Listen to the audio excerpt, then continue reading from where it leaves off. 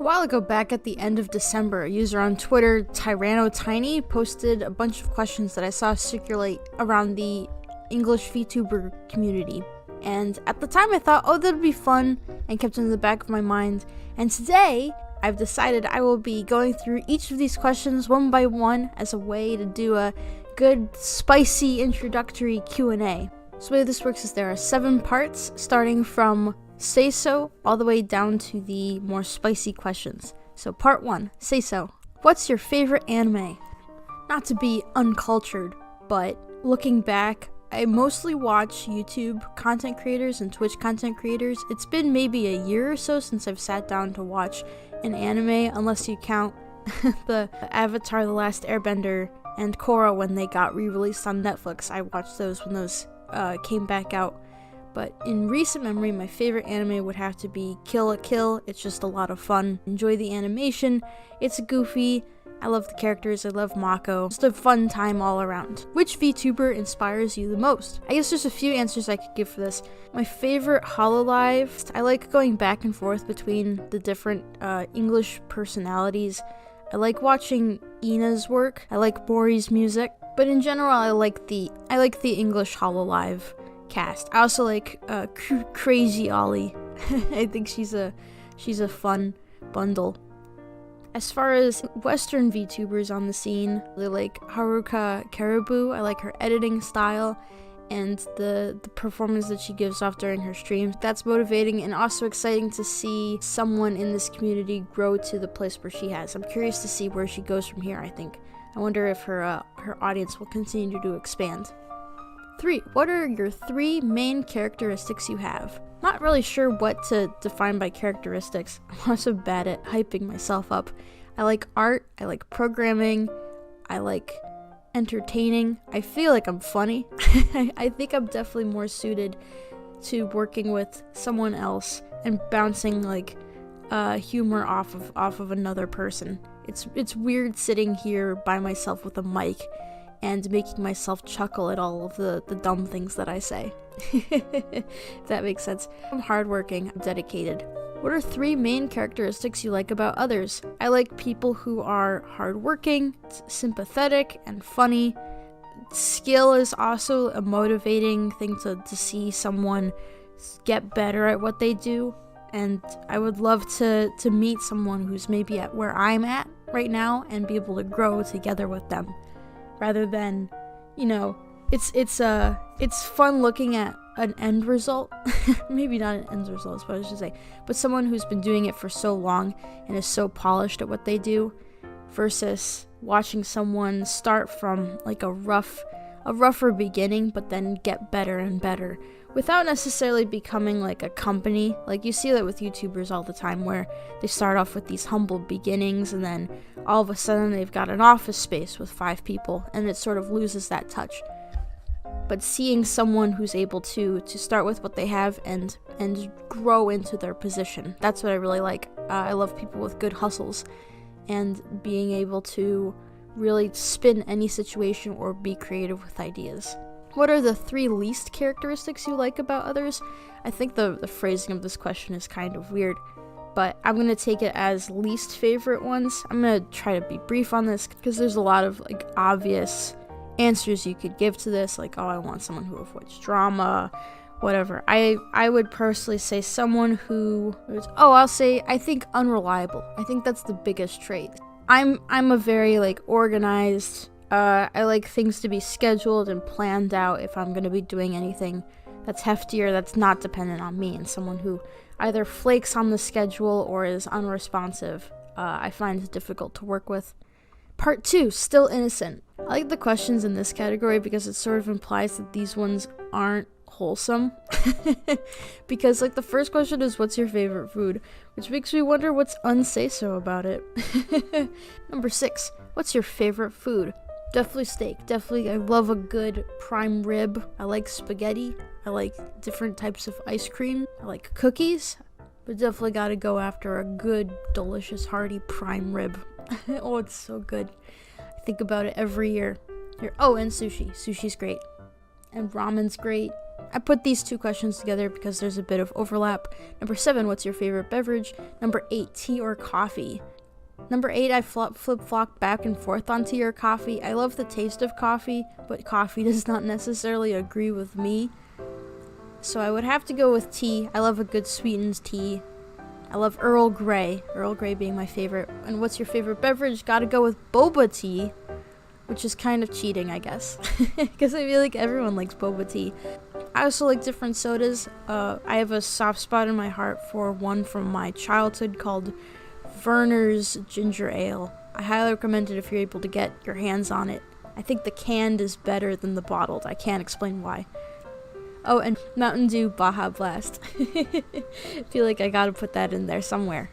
Number 9, if your friend was upset, what are 3 things you would do to help? I would boil this down to one answer, which is offer them an ear, just to ask them, I'm here if you need someone to vent to, and then asking them if they want a response to be just, I'm here to listen, or if they want me to take action. I found that that's a more effective way of trying to help someone who's going through a rough time, is understanding if they just want like someone that they can sympathize with their struggles with. They don't necessarily want solutions, because sometimes the solutions are difficult. It's sort of like, oh, I'm having a rough time with my boss. Well, I can't do anything about that, but I can definitely like be there and sympathize with you and poo-poo their actions with you to try to be your hype man.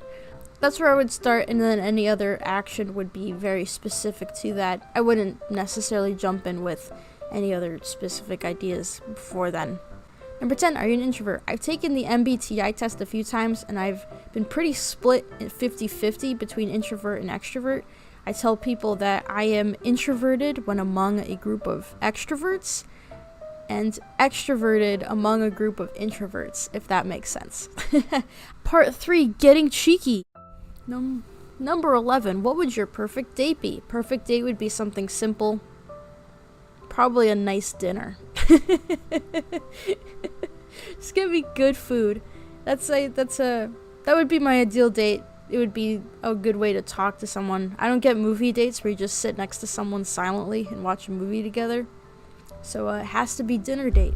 12. What are you wearing right now? I'm right now wearing the outfit that I usually wear when I'm just back at my royal office. I've got a cute bow on and a nice shirt with a collar on it. It's pretty. And I've got my hair up. Because it's annoying when it gets in my face all the time. Number 13. If you could go on a date with any VTuber right now, I'd have to be Ina. Not just because I listed her first. Ina seems like someone who'd definitely know good food. I'd love to just hang out with her and eat takoyaki. And talk about her drawing tips. And try to glean some for myself. Number 14, what's the most attractive feature about your body that you like? I like my eyes. I like my personality. I also think that I think I was pretty well endowed, you know, so I'm also very proud of that. Yes. Number 15, what's the most attractive feature about the opposite sex that you like? I love a good shirt that's like a button down and someone then rolls their sleeves up to expose their forearm. It's incredibly specific, and it was sort of a meme back with my friends when I was in the Royal Academy. That I like flannel shirts, and whenever one of my friends wore a flannel shirt, he would roll his sleeves up. Even if I had no chance with them. Part 4, a little flirty.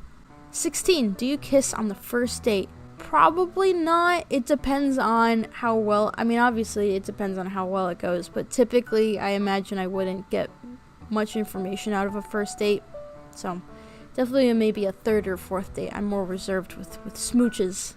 17, what do you wear to bed? Usually a t-shirt. Sometimes I've got dedicated pajamas, but I'll usually just stick with the t-shirt and maybe some shorts. I love the feeling of just sitting in bed and wiggling my legs and feeling the blanket against my bare leg. And the sheets too. I love the soft feeling. 18, are you say-so, cheeky, flirty, or innocent? When I first typed out this question, I had to double check what the difference was between say-so and innocent, and I don't think there is one. Say-so is like an idea of wholesomeness that also includes innocence as part of it. So I'm still not sure what the, it's like a rectangle is a square, but a square is not always a limit. Wait, a square is a rectangle, but rectangles are not always squares. That's the idea with both say-so and innocence. I would put myself as say-so back when I was writing rap ditties. Way back when, I did like feel compelled to put swears in there because I thought they were more lyrically compatible. I was also kind of writing like meme diss tracks, and when I looked back at it, I realized, wow, I don't really swear much in my day-to-day life. I used to do it more often just as a way to break the ice, and also I thought it was humorous because when presenting myself, you know, I'm very cute and I look sweet, but if I like do raunchy jokes, then people are caught off guard, and that's a surprise, and that's funny. It's a weird way to describe jokes like that. Shock and surprise is a mechanism for writing jokes. But since then, I've toned back a bit, and it's not a conscious effort. I just ended up realizing, yeah, I'm not really that type of person. And I've leaned more into it, so say-so, but just like naturally. It wasn't a matter of seeing that there's two categories of VTubers and being like, oh, well, I'm gonna pick this bucket because it's popular. I want to make sure that that comes across. 19. Have you ever been in love? Yes. 20. Do you fall in love fast or slow? I would say fast. It's definitely a matter of I meet someone and they're cute, and if they like do anything nice for me, it was much more of an issue. Just like literally, if someone said something nice to me, I would be like, oh, this person must like really like me. I think I've toned that down a bit too. But I definitely think I fall in love fast. Part 5, give me more. I'm wondering if this is when we're gonna actually start seeing the spicy questions. 21, what's the best date you've ever been on? I can definitely remember the worst one I've been on. Best date, which will have a continual theme of being taken to this really cute tea restaurant. Like the restaurant itself was, you would sit down and they had 30 different tea blends that you could try. They also like tea samplers and cute little sandwiches and platters you could get. It was very sweet. Highly recommend being able to go to a tea house, something like that. But that was my favorite date because of the food. 22, have you ever had a crush on a VTuber? Yes. 23, did you tell them? No, unfortunately. I think they are far too big. I put these two together, which is just the general question of would you ever set up an NSFW platform? And the answer is no, I have no plans on doing so. It's definitely not for me. I don't judge people who do it. More power to you, but it's just not for me. Part 6, NSFW level reached. I know this video is going to be like answering spicy questions, but just as a disclaimer, I'm definitely boring when it comes to anything higher than this. So be prepared for just a lot of no's. 26, have you ever watched? 27, are you open to NSFW art being made of you? I guess it depends on what level of NSFW. I did post a picture of myself in this really cute Valentine's themed lingerie that I saw the other day, and that was more of like a, I don't know, I want to say like artful pinup. I love stuff like that. I love looking at old artworks like that where it's like old styled pinups. So I would be totally open to seeing more stuff like that. I think it's super cute. But anything beyond that, I would probably be uncomfortable with just because I'm not that type of person. If that makes sense. I'm not like an openly lewd VTuber. I mean, I'm going to make jokes here and there, but I'm not very sexual in nature, I guess. So it just doesn't feel like it fits. 28. Are you expressive or closed when it comes to sexuality? I'm not really sure what it means by expressive or closed. Is it a matter of if I am dating someone, if I would tell them my preferences? Definitely open. I'm also not risque So there's really not like much that I'm hiding. 29. Have you ever made a dirty joke? Yes. Yes. Yes. Definitely yes. 30. Have you ever kissed another girl? I have not. Part 7, XXX. This is the final section. 31. Are you a top or a bottom? I have played both. I would put myself as switch. It all depends on who I am with. 32. Ever worn a kinky outfit? Yes. Yes. 33. Ever had a threesome? No. 34. Have you ever had a one-night stand? No. 35. Favorite position? Missionary. Mine's missionary. Missionary. Yeah. Guy Man on top. woman Girl on the bottom. Well, that covers everything. I'd love to do another Q&A like this, but with your questions submitted, there's definitely much more ground I could cover. But I think I've covered all of the NSFW questions, if that makes sense. You can kind of get a sense of most of my answers would be no. I'm happy to check anything out, though. Have a good day.